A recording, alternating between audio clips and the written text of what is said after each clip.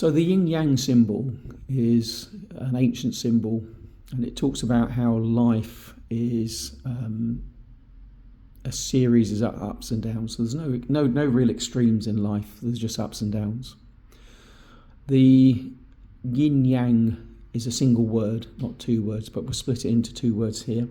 So yin means cloud hill today, so it's talking about the clouds coming over the hills, and yang means sun hill today, so it's talking about the sun rising above the hills. So we can think about this in the form of the four seasons: summer, autumn, winter and spring. So life is a series of ups and downs. There isn't really an extreme, and in life, we tend to move towards the extremes, but actually in reality, somewhere in the middle is about the right place. So if we look at the four seasons, the idea of these four seasons is that in the spring we plant our seeds, and then during the spring and the summer, those seeds will ripen and grow into plants that we can then eat. Come the end of the summer cycle, we'll harvest that food as we move into autumn, and then that will give us food for the winter when the winter's hasn't got anything.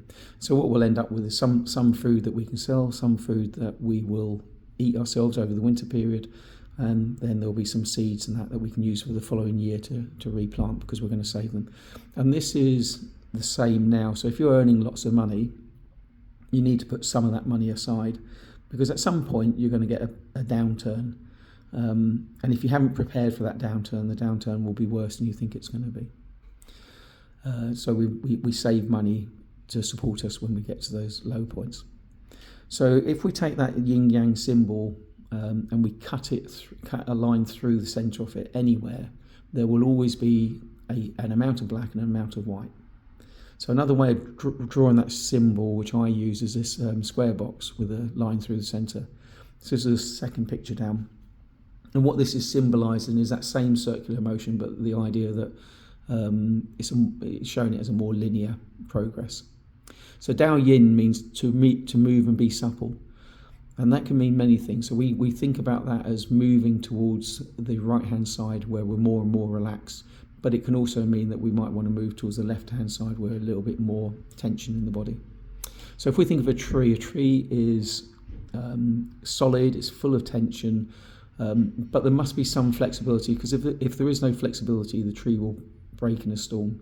So if you think of a dry twig with no moisture in it, it snaps really easily.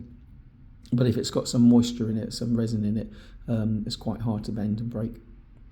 At the other extreme, we've got water. So water is very fluid, but even water has tension over it. So you can kind of see these insects that sit on top of the surface of the water with tension. Now, when we're doing Qigong and Tai Chi, most people are trying to gravitate towards that water side, the fully relaxed, so relaxing the mind, relaxing the body.